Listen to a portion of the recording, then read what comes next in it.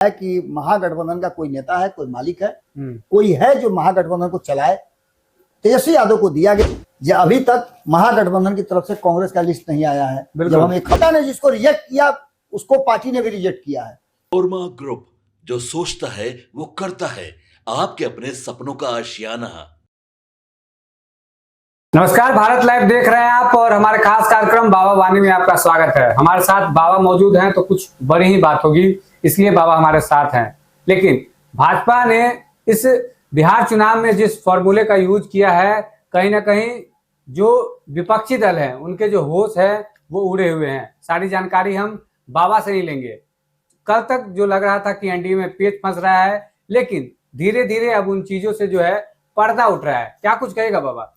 देखिए उत्तम, हम लगातार जब से सीट शेयरिंग का समझौता एनडीए गठबंधन में आया है, और आपने देखा होगा कि प्रेस कॉन्फ्रेंस करके नहीं, पहली बार ऐसा हुआ है कि प्रेस के माध्यम से नहीं बल्कि सीधे सीधे वो दल अनाउंस कर रहे हैं सोशल मीडिया पे। आप देखिए, हमने ये सीट ले लिया, हमने ये सीट दे दिया, हमने ये सीट कर लिया, ये सब कुछ कर रहे हैं। और आपने देखा होगा कि जब उम्मीदवारों का चयन भी हो रहा है, उम्मीदवारों की घोषणा भी हो रही है, तो वो भी सोशल मीडिया पर ही हो। बिल्कुल।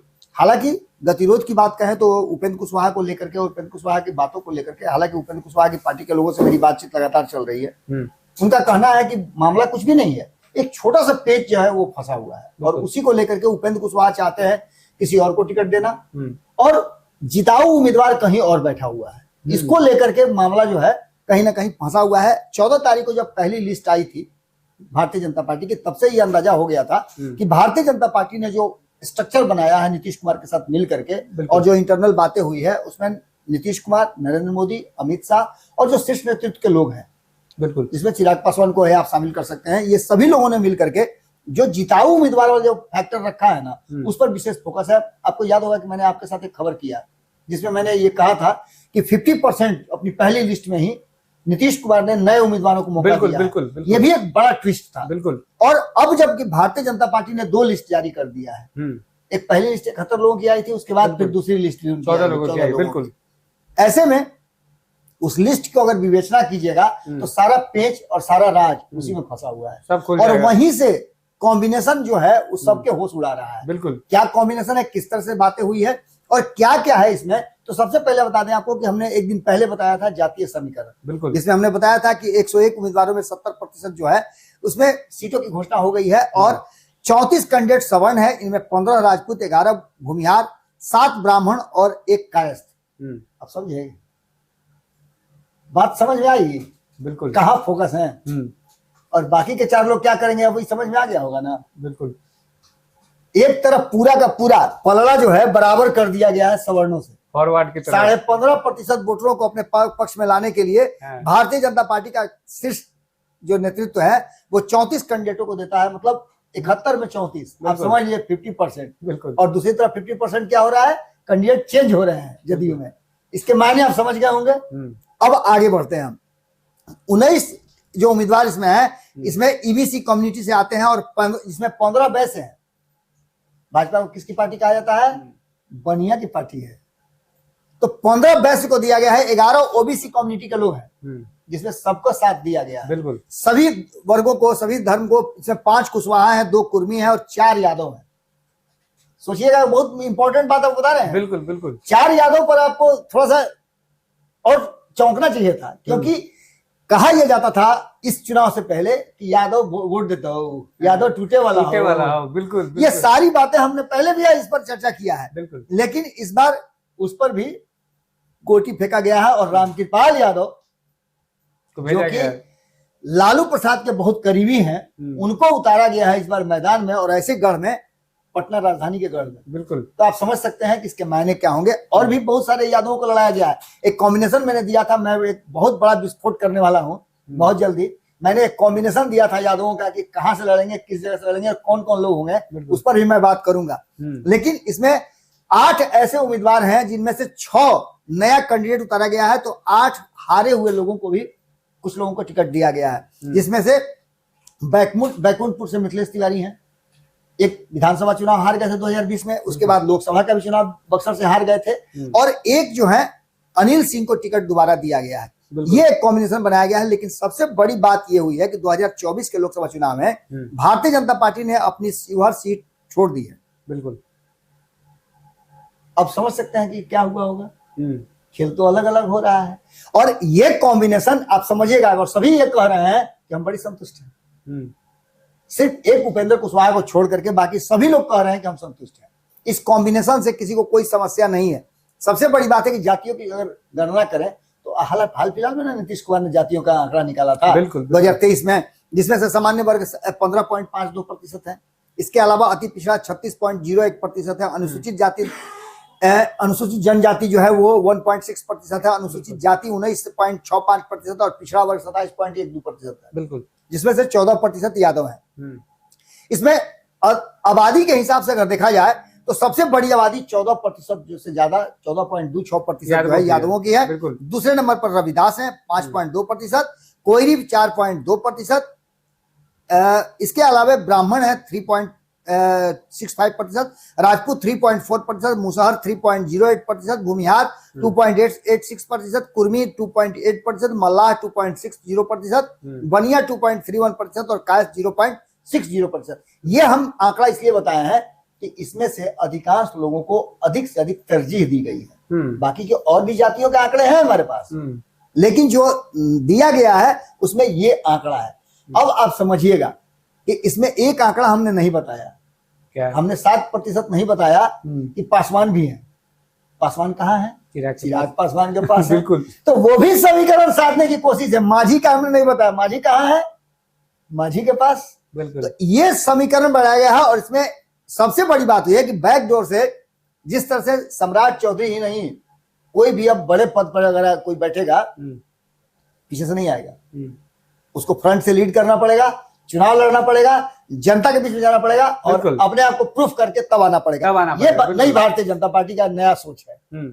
मैंने कहा था ना कि बिहार का चुनाव जो है वो एकदम टर्निंग पॉइंट वाला चुनाव होगा और बिहार बदलने की बात होगी, युग बदलने की। ऐसे में सम्राट चौधरी को, मंगल पांडे को, इन सभी लोगों को चुनाव लड़ाया जा रहा है। इसके अलावे और कई लोग हैं, जैसे सम्राट चौधरी को चुनाव लड़ाया जा रहा है, विजय सिन्हा चुनाव लड़ रहे हैं, मंगल पांडे लड़ रहे हैं, नीतीश मिश्रा लड़ रहे हैं, रामकृपाल यादव को उतारा गया है और प्रेम कुमार को उतारा गया है। पिछड़ा, अति पिछड़ा, सवर्ण, इसमें से आप देखिए सबको साथ लिया गया है। इसमें 3 सवर्ण हैं, पिछड़ा है, अति पिछड़ा है, फॉरवर्ड भी है। सही, वो 3 सवर्ण की बता रहे हैं ना। विजय सिन्हा है, मंगल पांडे है, नीतीश मिश्रा है, और ये सभी जो चेहरे हैं आप समझ सकते हैं ये कहाँ जा रहा है।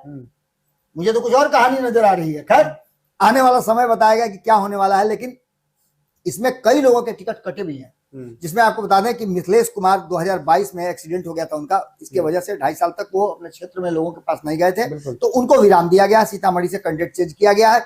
इस लिस्ट में राजनगर विधानसभा से रामप्रीत पासवान, कटोरिया से निक्की हेम्ब्रम और मुंगेर से प्रणव कुमार का नाम भी है। माना जा रहा है कि विधायक रहते हुए खराब प्रदर्शन की वजह से इनके टिकट काटे गए हैं। बिल्कुल। ये लोगों के टिकट काटे जाने का मतलब आप समझ सकते हैं ना कि इस बार भारतीय जनता पार्टी ने, मैंने कहा था कि माइक्रो लेवल पर हमारी टीम जो करके आई थी सर्वे, उस सर्वे पर भी कहीं ना कहीं एक बड़ा मुहर लगता हुआ दिखाई दे रहा है। इसमें जातीय समीकरण साधने का पूरा प्रयोग किया गया और भारतीय जनता पार्टी ने 2020 में औराई सीट से रामसूरत यादव को चुनाव लड़ाया था। इस बार मल्लाह कम्युनिटी के को आगे करके अर्चना निषाद को टिकट देने की बात है।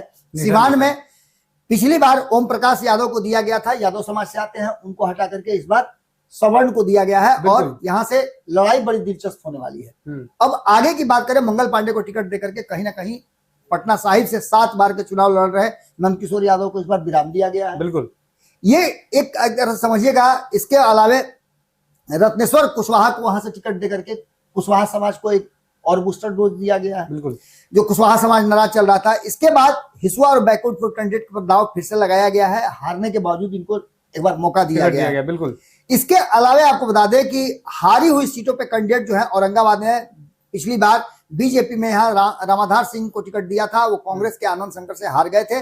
अब उनकी जगह पर त्रिविक्रम सिंह को मैदान में उतारा गया है। बिल्कुल, यानी यहाँ भी एक बड़ा परिवर्तन। अरवल की बात करें तो यहाँ दीपक शर्मा चुनाव लड़े थे, पिछली बार हार गए थे। इस बार मनोज शर्मा को दिया गया है और मनोज शर्मा जो है उसी भूमिहार समाज से जाते हैं और पार्टी के प्रखर प्रवक्ता में से जाते हैं। जबरदस्त उनका देखिएगा कि एटीट्यूड रहता है। गुरुआ की बात करें तो यहाँ पर राजीव नंदन डांगी समाज से आते हैं, उनको उतारा गया है। विनय कुमार से 6599 वोट से हार गए थे, उपेंद्र डांगी को दिया गया है इस बार टिकट। तो इसका मतलब है कि कहीं ना कहीं एक नई सोच के साथ कुछ परिवर्तन करके और मामले को सतह पर ला करके और एक स्टेप आगे बढ़ने की बात है। विक्रम की बात करें तो यहाँ से अतुल कुमार पिछली बार हारे थे, इस बार तो कांग्रेस से जाकर के सिद्धार्थ सौरभ वहीं से चुनाव लड़ रहे हैं, उनको टिकट दिया गया है। कहा जा रहा था कि नहीं होगा। दानापुर में जैसा कि मैंने बताया भी कि इस बार यादव समाज के बड़े नेता हैं रामकृपाल यादव, उनको दिया गया है। सिवान में हमने बता ही दिया। इसके अलावा 90% जीते हुए लोगों का जो टारगेट है वो सेट करने के लिए 27 सितंबर को अमित शाह ने एक बिहार में आकर के कोर कमेटी की बैठक की थी, आपको याद होगा। बिल्कुल बिल्कुल। उस बैठक में उन्होंने 80-90% जिताऊ उम्मीदवारों का एक लिस्ट मांगा था और उस लिस्ट के हिसाब से मंथन के बाद इसको फाइनल किया गया है। एंटी इनकम्बेंसी जिन लोगों पर थी उनको किनारा किया गया है और उन लोगों के काम को 72 साल के प्रेम कुमार को टिकट देगा, बाकी कई लोगों के टिकट कटे हैं, इसके भी अंदाजा आप लगा सकते हैं। बेतिया के विधायक रेणु देवी, बड़हरा के विधायक राघवेंद्र प्रसाद सिंह को फिर से चुनाव मैदान में उतारा गया है। भारतीय जनता पार्टी ने जिन लोगों पे भरोसा किया है, जो उम्र में ज्यादा हैं, उन पर भरोसा किया है, या फिर महिलाओं की बात करें, इसकी मैं चर्चा कर रहा था कि महिलाओं का कॉम्बिनेशन बैठा करके भारतीय जनता पार्टी ने कुछ और ही करने की कोशिश की है। उसमें बेतिया से रेणु देवी को दिया गया है, गायत्री देवी परिहार से चुनाव लड़ रही है, नरपतगंज से देवंती यादव को दिया गया है, किशनगंज से स्वीटी सिंह को दिया गया है, प्राणपुर से निशा सिंह को दिया गया है, औराई से रमा निषाद को दिया गया है। रमा निषाद हाल फिलहाल में शामिल हुई है, बिल्कुल अजय निषाद की पत्नी है। बिल्कुल। कोढ़ा से कविता देवी को दिया गया है, बारसलीगंज से अरुणा देवी है और श्रेयसी सिंह जमुई से पहले भी विधायक रही हैं, और एक और नाम उनको दिया गया बाबा आज जो लिस्ट आया है। जी हाँ, मैथिली ठाकुर का भी आप नाम जोड़ दीजिए। मैथिली ठाकुर काफी नेम फेम वाली चेहरा है, उनको भी इस बार आज के 14 वाले लिस्ट में उनको शामिल किया गया है। बिल्कुल। इसके अलावा आपको बता दें कि इसमें सबसे बड़ी बात जो हुई है वो ये हुई है कि कई राज्यों में जो भारतीय जनता पार्टी ने प्रयोग किए हैं, बिल्कुल आप समझिएगा कि कहता लोग, मैं तो जानता नहीं हूँ कि कॉकटेल क्या होता क्या है, लेकिन सुने हैं कि कई तरह के शराब को मिलाकर के कॉकटेल बनाया जाता है। बिल्कुल।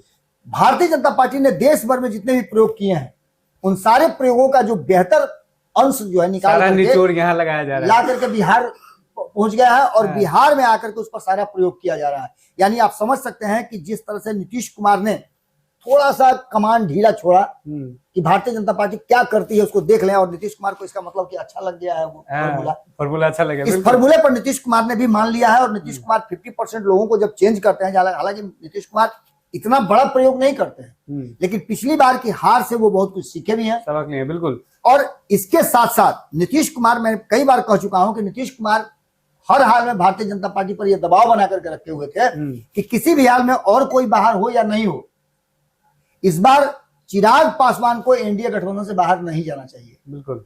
और ये हुआ। अब ऐसे में 3 बातें बहुत महत्वपूर्ण है। पहली ये कि जो कॉम्बिनेशन बना है 5 दलों का, 5 पांडवों का, ये कॉम्बिनेशन यथास्थिति बरकरार है। बिल्कुल। बहुत हद तक जो खबरें आ रही हैं कि उपेंद्र कुशवाहा का भी मामला सेटल हो गया है, अमित शाह से बातचीत हो गई है और वो उनको लेकर के गए थे यहाँ से नित्यानंद राय, तो उनको बना लिए हैं। आपने देखा होगा नित्यानंद राय संकट मोचन बन के बार-बार आ रहे हैं। चिराग वाले मामले में भी आपने देखा होगा कई बार नित्यानंद राय ही वहां जाकर के और बिल्कुल बीच का मामला सलटाए हैं। बिल्कुल। तो उनकी भूमिका भी एक बड़ी हो गई है। बिल्कुल। अब देखिए सबसे बड़ी बात यह है कि 5 दलों का ये कॉम्बिनेशन, उसमें नीतीश कुमार का किया हुआ काम, बिल्कुल भारतीय जनता पार्टी के 11 साल में बिहार को दिए गए जो विशेष सहायता है, योजनाएं हैं, उसको लेकर के, और हाल फिलहाल के दिनों में जो आने वाले भविष्य के लिए जो योजनाएं नीतीश कुमार और नरेंद्र मोदी ने मिलकर के बनाया है, इन सभी को अगर देख लीजिए आप तो हर वर्ग के लिए कुछ ना कुछ किया गया है। बिल्कुल, बिल्कुल। ये सब, और इस बार का जो फॉर्मूला है जिसमें जनता के मूड के हिसाब से उम्मीदवार चुने गए हैं, हर वर्ग को जनता के मूड के हिसाब से उम्मीदवार चुने गए हैं। जनता ने जिसको रिजेक्ट किया उसको पार्टी ने भी रिजेक्ट किया है, और ऐसे में कार्यकर्ताओं को चुनाव मैदान में उतार करके ये दिखाने की कोशिश की गई है कि जो लोगों के बीच में रहेगा, जो काम करेगा, उसको प्राथमिकता दी जाएगी। यानी ये पूरा फॉर्मूला जो है भारतीय जनता पार्टी का, जात जमात और महिला कॉम्बिनेशन को जोड़ करके कहीं ना कहीं पूरी तरह से इसको टिकट बंटवारे में समेट लिया गया है और इसका ट्रिक जो है वो कहीं ना कहीं काम करना शुरू कर दिया है। मात्र